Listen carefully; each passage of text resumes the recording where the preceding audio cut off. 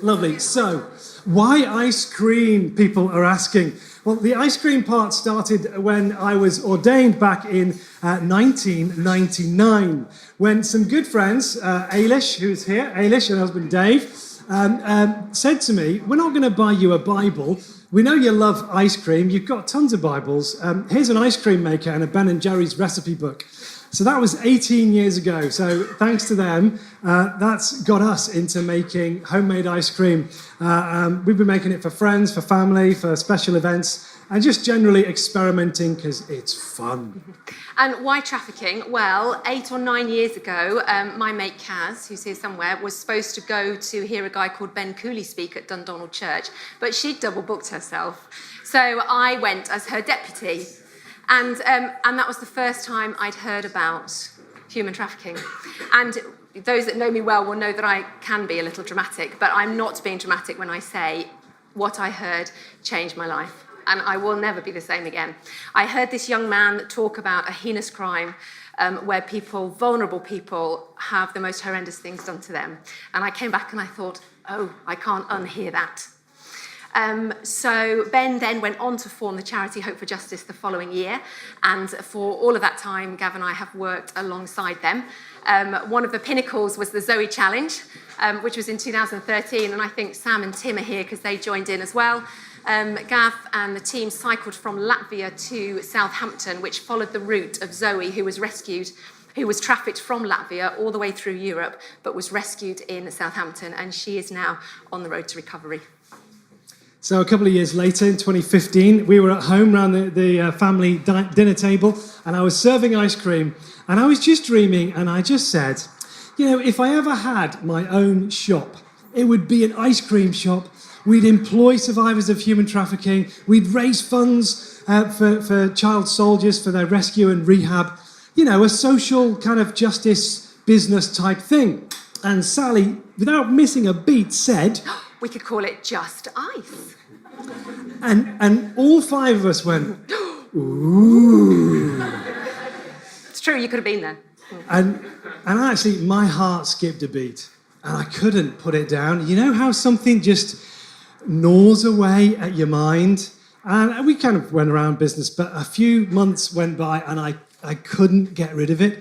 You know, when you just know you've got to do something, and you don't have peace until you do.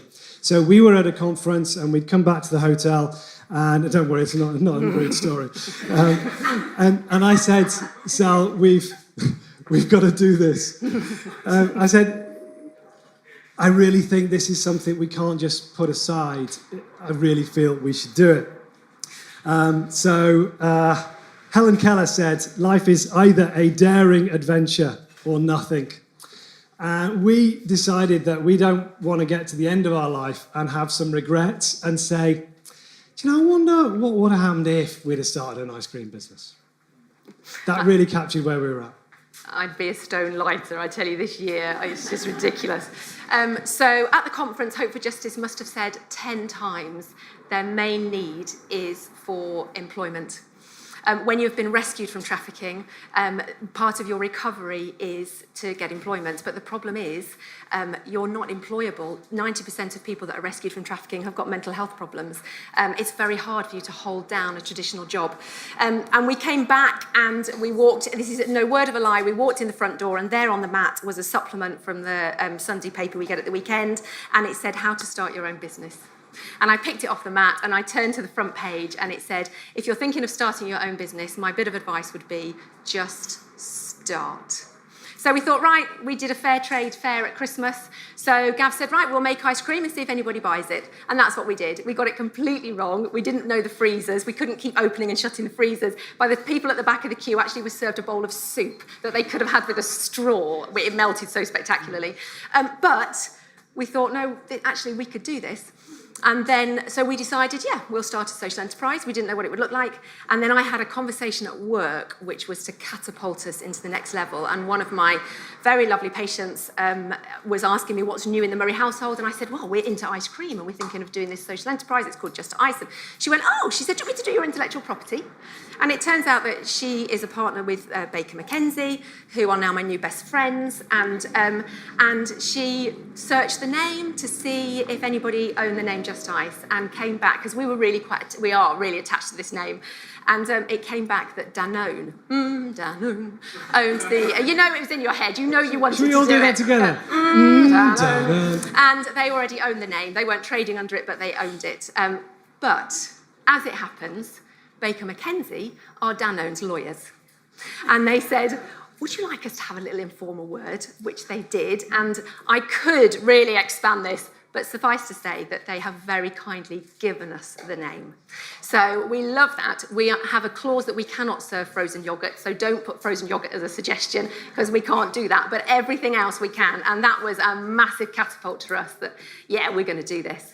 Somebody's on our side. And our initial thoughts, naturally, because the way it was unfolding was, well, we'll do this in our spare time. Looking back, that was really naive. But last summer, we were at a conference too, and it started to dawn on us that actually we would need and we wanted to throw everything at this. That actually it was time to lay down our current jobs and throw all our energy into trying to make this thing work. But then we had this one question: where? So I'm at my kitchen sink where all my spiritual revelations come from, and I'm standing there and I'm just having a little chat with God going, oh, it would be really nice. I'm thinking Cornwall, I'm thinking Devon, I'm hearing the waves. And there was a name that dropped into my head, and it was Derby. Now, it has to be said, Derby hadn't made it onto my top 10 of cities that we could go to, and neither of us had ever been there. But that was okay. Gav came home from work and went, oh, Derby.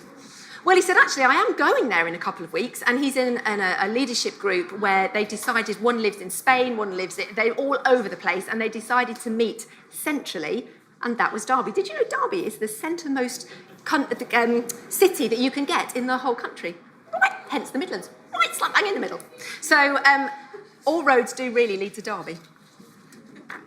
And from that moment on, Derby just popped up everywhere. Who knew that the Strictly Come Dancing phone in, and in fact every phone in on TV, you just check it. It's always postcode Derby. Pride and Prejudice was popping up. Derby. Derby was everywhere. And on New Year's Day, we decided we'd sit down with the children and round the dinner table, everything happens there, I tell you, that we'd tell them that actually 2017 is probably the year that we probably would be leaving London to go and do this full time, and that we thought it was Derby, but we weren't quite sure. And that week we read a psalm together, and it said this: show me the path where I should walk, point out the right road for me to follow. Now, the day we read that together, it was my day off, and I like to go for a bike ride, although I haven't been for about 6 weeks because I've been making ice cream. And I went for this bike ride, and you will never guess where my halfway point was to stop, have a bottle, and turn around. You will never get. I stopped, I was out of breath, really, really glad to have a rest. I looked up, and right above me, look at that, you see? All roads. A sign telling us what roads to take. So we began looking a little bit more seriously at Derby, and we found all sorts of fascinating things. The Bishop of Derby, because we like that with the Bishop of Derby now, he is a massive anti-trafficking campaigner. He was the one that pushed the modern slavery bill through, he's in the House of Lords, through Parliament. And last year, Derby hosted a massive conference to get businesses to sign up to eradicate human trafficking by the year 2030. So it has been a real encouragement to us. So there are reasons. Everybody says to us when we say we're doing it, they don't even go, why ice cream? They're like, why Derby? But anyway, it's on our hearts now. We're learning to love it. So that's our story. It means that our 20 years in London are coming to an end in July. We'll be heading to Derby to start this social enterprise, which is where you come in. It's time to...